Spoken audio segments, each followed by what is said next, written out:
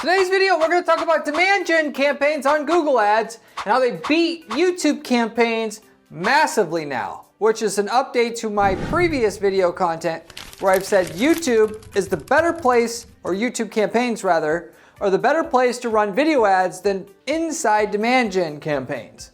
This is going to be why, if you will. I'm going to cover what those details are, inside and out. What is the new method to make tons of money with video advertising through your Google Ads account, running demand gen ads or campaigns, demand gen campaigns for your business, okay? So I'll go through some actual examples of different markets, if you stay to the end, where we've made money and how to do this for yourself. So stay to the end of the video for that.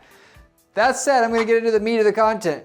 So video action campaigns were the previous, that is the keyword being here, were the best way to run video ads through your Google Ads account. Okay, video action campaigns essentially were a YouTube campaign, set up the campaign with the drive conversions goal that would get you more results with your YouTube campaign than you would get otherwise, okay?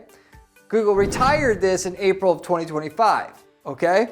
For that matter, a campaign with drive conversions versus not, which drive conversions is again, video action campaigns, would get more conversions and at a cheaper cost per conversion than a campaign that did not have that set up. And it's a shame that it went away per se, but it's very close to the new demand gen campaign that you run with a video ad in it. At least the way, if you want results, that is the way that I'm talking about on this video that I'm going to go into here as well. So now that Google has axed the video action campaigns, demand gen campaigns have taken their place, pretty much get the same results, not quite, but pretty much, okay? So you run a demand gen campaign with a video ad in there, set up with the objective to generate leads and or sales, depending on which one you want. If you're doing lead generation or whether you're, optimizing for cart purchases, you'd pick one or the other. Those are gonna work still very, very good. Better than a YouTube campaign is, in fact, which is why I made this video and titled it the way that I have. That demand gen campaigns are now gonna beat YouTube campaigns now massively because of, of course, Google has a history of when something works, package others that they want you to do with the thing that works, so you're now forced to do it as well. They did it with smart shopping campaigns and switching over to that to PMax. They switched over, you being able to target Gmail, run ads on Gmail, package that up with demand gen campaigns. And now you have to do Gmail and you have to do YouTube, so on and so forth. So this is nothing new from Google. Demand gen campaigns though have been solid. It's just not been the best way to run a video ad, but now it is the best way to run a video ad because there's more machine learning involved in the process, which is why the video action campaigns work so good. They're really utilizing your conversion data, all your data from your Google Analytics account, your site data with your pixel on there, and being able to help you find the customers that you want versus just purely looking at your manual targeting options inside your campaigns, all right? Now, if you wanna know how to make lots and lots of money running video ads via your demand gen campaigns, here are the key facts that you need to know. That's always been the case with YouTube video action campaigns or campaigns with the drive conversion goal there. And that is, you want to run your targeting being basically, it has to be on point. Of course, you have to have a good video ad, but the targeting is just as important. And here are the ways that we target with demand gen campaigns so that your video ad will be massively profitable. Number one, you're gonna target buying keyword audiences. So what you do is if you're running search campaigns right now and you're targeting people looking to buy things from you, you take those same keywords, you create a custom intent audience, and then you target your demand gen campaign to that audience. Pretty simple. So if you're selling, screwdrivers, you target keywords like buy screwdrivers, screwdrivers for sale, stuff like that. All right, that's number one. Number two, you're gonna target competitor keyword audiences here.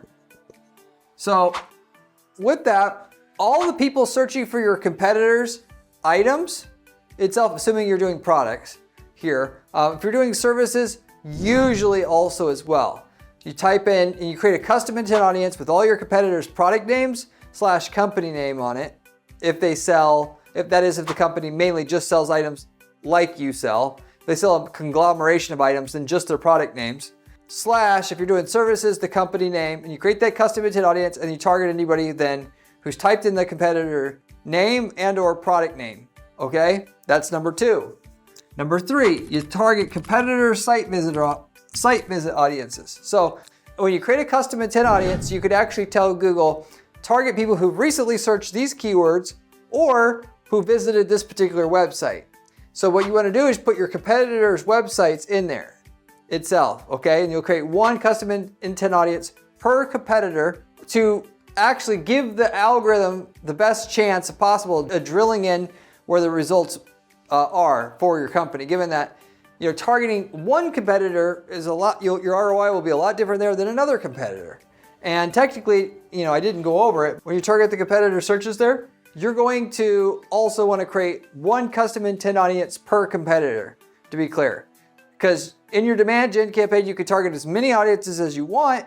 So you're helping the algorithm find out how to get you results when you break these out definitively, because each competitor will perform differently. So instead of having to wait for the algorithm to figure it out, why not just tell them up front, like, hey, split test all these up front. The ones that come out as the winners up front, focus on them more. You're help training the algorithm. So there's that. Then, if that all works, you can get into indirect competitor audiences. So to give you an example of this, we had a guy who sold mole removal cream, like a mole on your face, okay? I actually had one. I didn't use that guy's, but another guy's, it works. It's not a scam, so to say. It's just like a little bit of compound acid that gets rid of your mole, and then now it's gone. It's really, you don't have to go to a dermatologist to get a mole removed, like where they burn it off or whatever, which you can do that, but it's not necessary, if you will. Doing it at home, there's a little bit more risk of a scar, but not really. So with that said, one of the things that we did though, is we targeted people that were recently looking into going to a dermatologist, given one of the most common reasons somebody goes to a dermatologist is to remove a mole. We're talking about 3-4% of the dermatologist visits are for mole removal. So, which is already over our so-called 1% threshold that I have mentioned in the past that you need to have to make a good audience work. So, in other words, if you can find an audience where 1% of the people on that list is a buyer, that's a good audience to target. You don't need everybody on that list to be a buyer. You just need at least 1% so that the cost of running the ads isn't going to go out of control, given that the more people that see your ad that don't buy, the higher your cost per click is going to be, because your click-through rate is going to go lower. So in this case, we target everybody who just recently typed in a name of a dermatologist itself, or typed in dermatology clinics, which we've created separate and custom intent audiences for those, both of those. And we got even more sales, okay? So, which is smart. So when I say indirect competitor audiences, what do people buy that is an alternative to what you sell, if you will, okay? If another example here would be if you sell hedge trimmers and people are going to look to hire a landscaping company, you could actually market to that audience. To give you another example, if you were trying to get a new app started, there was an individual that I dealt with that was trying to start a new app to where you could book people that wanted a transportation to the airport, specifically like airport transfers, right? You could target people who normally would get this done through Uber, and this guy had some specific things that made it better than Uber. You could target people who went to Uber, and Uber has a landing page that describes that particular service that you could pre-book and all that, and you could target that audience. So instead of buying so it's not really a competitor, it's another way to do it. They had a transfer service. So you get what I'm saying. What else do people buy that if they don't buy from you and they buy something else that's not a direct competitor, target those people as well, if you will. And that could be as simple as, hey, I sell Italian food. If they're not, they could just go with another Italian restaurant if I sell Italian food, but they also could be buying burgers. Why not target the burger restaurant people? You could do that. Then also you got parallel actions, okay? So when I say parallel actions, I mean, what do people typically do leading up to buying something that you can then target. We got a guy right now who sells wedding event services. What do we do with that? We target people that have recently been engaged, because that's obvious. That's an obvious one. Okay, but there's also unobvious ones that you could also figure out if you do some research on your market, which the easiest way to do that is to take your customer list to a data broker like Axiom, let them know which are the 40,000 individual traits that they track on the US population that matches your customer base. And you can find things out such as, to give you a direct example, that, if we sold a mailbox, we found out one of the most common thing that happens leading up to a mailbox purchase is somebody's renovating the outside of their house. And then we target those people, and that was successful. And related to that, we know when somebody's planning a home renovation, which Google in and itself lets you target somebody planning a home renovation just with their default audiences that they have, that they are open to high-end home renovation options, like inside their house.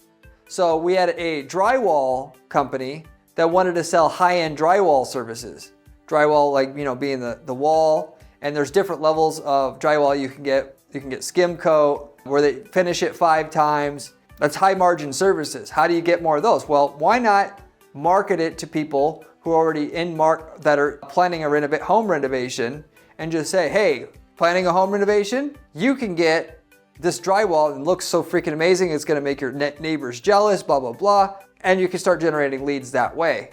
So that was something we also did. It's a real world case study example of how we made money with YouTube ads going after these so-called parallel actions. So you could go to a data broker and get that information. You could survey your customers and ask what led you up to a purchase and hear their stories, and you can find out that way. But anyway, those are the targeted audiences. You start with the ones up top here because they're the most likely to work, and then you work your way down. And sometimes the competitor works better than the keyword, by the way. So I don't want to say that per se. We've sold toolboxes before, and we made more money selling toolboxes, selling to people that are considering another toolbox, than people looking to buy a toolbox on Google recently, or typing in buy toolbox on Google recently. Why is that? Because we can drill into a certain competitor. Because our competitor that sells a $3,000 toolbox, when we also sell a $3,000 toolbox, is a better bet than going after anybody just buying a toolbox. So that would be a situation where that would buck that trend a little bit. But anyway, you get the general idea. Those are the key ways to target with your demand gen campaign to make a lot of money with video ads. Now, you still have to have a great video ad. You can have all this done, video ad, if it sucks, you're not making any money. Which, by the way, is main sticking point, because anybody could do this. Very few people can actually make a good video ad. And if you don't know anything about it, you should actually contact somebody who knows how to make good video ads, because it's not random, and you can't just typically just say, hey, here's my product or service and we're good.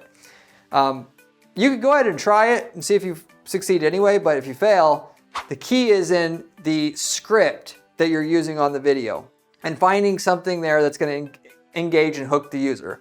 With the toolbox video, one thing we found out that the toolbox is such good quality that we could abuse it and it won't get screwed up, including standing and bouncing up and down in the drawers, dragging it, behind a truck, showing that it won't just be demolished right away, hitting with a sledgehammer. Okay, this actually gets a lot of people to just want the video. So the best video ads, by the way, are ads that look like just organic content, because people are going to watch them. That isn't always the route to go per se, but that works really good, because you could just show the product like as if some random guy recorded it, if you will, and then maybe it was edited a little bit, but they're not thinking they're watching an ad per se, versus clicking skip because they know it's just a stupid ad, if you will. But anyway, but you use the AIDA model to make an ad itself, which generally works the best. Attention. Hey, you're in market for a toolbox? This is the best toolbox on the market right now. Look how durable it is. We can beat the hell out of it. It's not gonna get messed up. We actually have a special on it this month. You're gonna get 20% off on it this month if you're gonna buy. And then here's the link to buy. That's AIDA, attention, interest, desire, action itself. Another way you could go about doing it is you could say, hey, are you tired of your, not being able to store your tools because the toolbox you have is just too little, or it's hard to move the drawers in and out because the design sucks? and this is something you obviously have to do the research on, you're not alone. A lot of people have that problem. In fact, it's so bad, I'm sure you hate, and this is where you basically rub it in. I'm sure you hate, this is actually adding a lot of extra time to you doing your garage projects because you're digging through a bunch of extra tools. It's not all laid out well. And then you come with the solution. Well, this new toolbox changes all of this because not only is it bigger, but it organizes the tools way better. Because of how it's designed with quality, it does it better than all the competition. So the weaknesses that typical toolboxes had in the past, this doesn't actually have it. And then, of course, you get into, hey, we're running a special, blah, blah, blah. So it's a kind of slightly of a different way to go about doing things, but that script is the key part that is the magic behind video advertising to get things to work. There are some other angles. You could pay to have your product reviewed or service reviewed on live television or like local or national television. We've done this in the past. It costs you for like local, like $3,000, national, like 10 grand. It's on a TV show. You take that's your ad. That works really amazing. People don't know you can do that, which if you don't know how to do that, let me know and I'll let you know how to do it. And you can get on basically any national television that way because they're desperate for cash right now, frankly. You could go that route. You could do UGC ads. So, hey guys, I just bought this new toolbox and it's the best toolbox that I've ever bought because of blah, blah, blah, blah, blah. That's another angle that we use all the time as well. Or you do the dramatic demonstration, beating the hell out of the toolbox like I talked about already, if you will. For services, obviously, a variation of this is to say, hey, basically, don't you hate doing your taxes? Don't we all? This is the easiest way to do your taxes. All you need to do, literally speaking, is just throw all your shit in a box, all your receipts, everything, bring it in, and we take care of the rest. It's really that easy. And we're not gonna ask you a bunch of questions because we're really good at what we do. So you don't have to worry about, gaps in your data, like the typical things people are worried about that cause them not to do their business taxes that year. We're sucking out all that demand, so to say.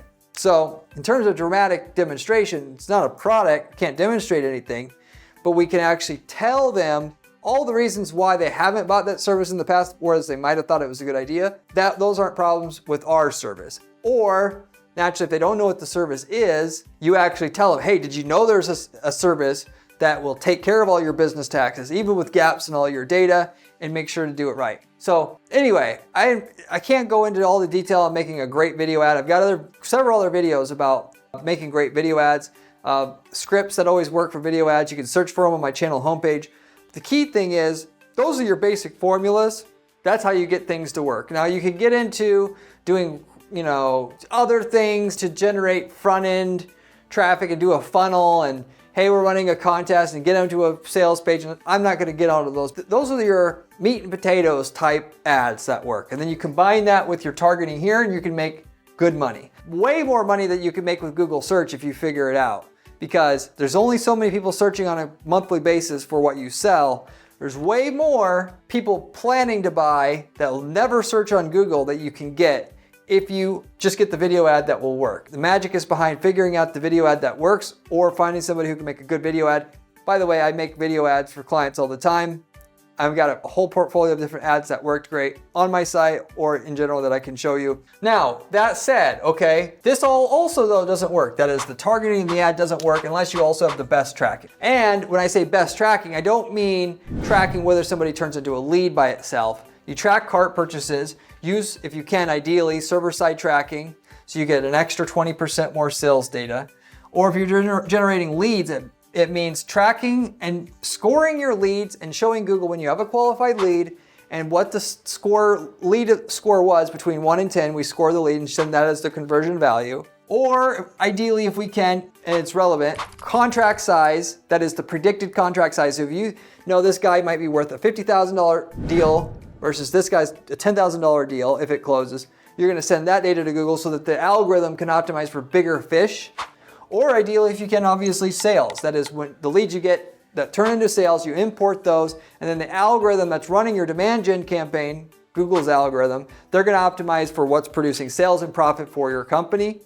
And the key thing here being, just like with the search campaign, just like anything else that you're running on Google, Facebook, it's gonna get better and better the longer you run the campaign. So really what you're doing here is you're just giving Google the seed data about who's the main buyer in the market. That is, if a person is planning to do a home renovation, target those people. Because we know that statistically, at least, people who do buy fancy drywall services, they're gonna do it when they're already planning a home renovation, and very often not. We know people who are visiting our competitor website, they are people obviously that are statistically likely to buy a product in our market, so go after them. Go after people who buy alternative options. So if we're selling dresses and there's people over here that are selling t-shirts, we're gonna go after those t-shirt people because the buyer is a buyer of clothing in general. And if they buy a lot of t-shirts, we're gonna try to sell them dresses because that's the next best thing to do. So you get what I'm saying here. Now, I'll get into a little bit more in terms of case study type stuff here. I wanna quickly say though, if you haven't subscribed to this channel, you should. Do yourself a favor and subscribe because I've got tons of information I'm gonna share on this channel about campaigns that I've tested, run, and what works and what doesn't work here. So subscribe, you won't regret it. I mean, I spend 40 hours a week doing ad strategy at our firm to give you the working information on this channel. Most other guys on YouTube are not actual practitioners. They're just pulling it out of their behinds. I've got a great blog on my site to go along with the channel at guaranteedppc.com/blog. The blog has step-by-step information on how to actually make money with ads. And it's laid out there with screenshots, everything you need to use those strategies, the way that I use them to guarantee our clients results, you can use them for yourself as well. So check that out as well. And then for that matter, if you have any questions, by the way, about anything I'm covering here, any marketing related questions, you can always leave me a comment below. I get back to everybody who leaves me a comment in the comment section. You also can reach out to me, of course, through our PPC group that I've got a link to in the video description itself, where I'm answering questions in there. Other guys from this channel are talking amongst each other that can also answer your questions. But also, if you want me personally in a private conversation, you can do that. You just got to reach out to me at my site at guaranteedppc.com. We'll schedule a call. We'll get down to figuring out whatever you need to figure out directly. And that can be a 30-minute call, hour call, whatever. But that is available. Now, also, I do, by the way, offer also as well done for you services. So if you just have a lot, particularly if you're doing at least 500 grand a year in sales or more, I mean, frankly, you're better off just having me set up your campaign because I'm going to do it all the way through right because I really care about what I'm doing here for clients, and I'm looking for long-term clients. And I can just set it up right, better than what you could set it up on your own to not offend you, but that's the reality. And you'll get all the results versus just some, and you're not going to waste all the time having to learn it. And I guarantee your clients results in that if you don't get a certain minimum result on your campaign, I don't charge any management fees, and I don't charge until you get that. Nobody else does that. If you're interested in that, reach out to me at my firm as well. I'll give you an 8-quarter projection on your results, what we could get for you for free just by reaching out. So with that said, now demand gen campaigns, like I mentioned, they're the new YouTube campaign that will work the best. Now, there are some other times you're gonna run a YouTube campaign still, and I'm gonna explain this. YouTube campaigns are still good sometimes when you wanna target certain videos on YouTube or channels on YouTube. And there's, which is actually the holy grail of doing video targeting itself. Because demand gen campaigns, of course, are gonna get you on YouTube. A standalone YouTube campaign will also get you on YouTube, but with demand gen campaigns, you can't target certain single videos and or channels. And the reason why you would want to do that is because if somebody's actively researching something in your niche, such as if you sell, let's say scar removal cream, if they're actively watching videos about how to get rid of scars, does scar removal cream work?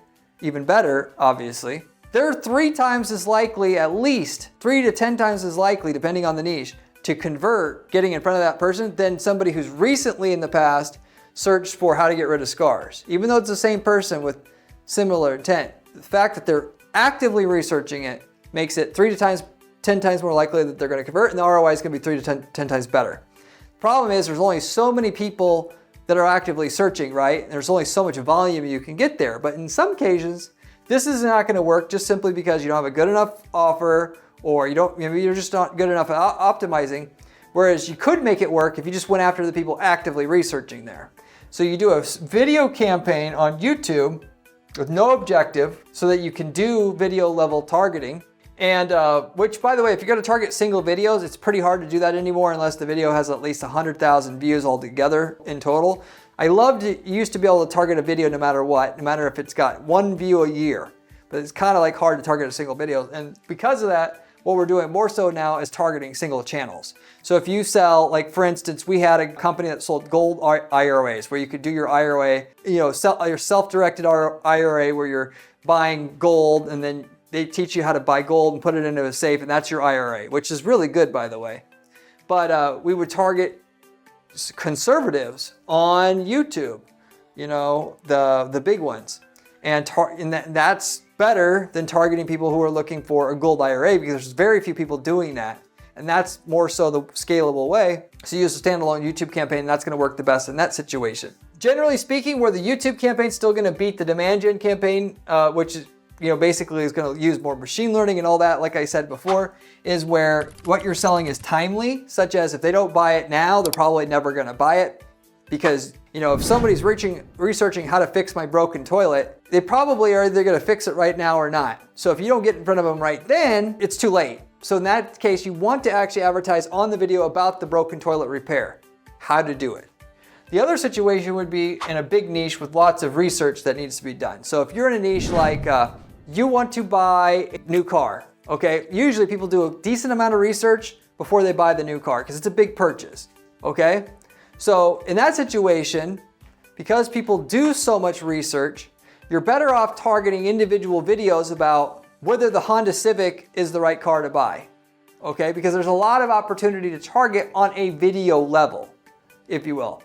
So you actually can do it is basically the point here.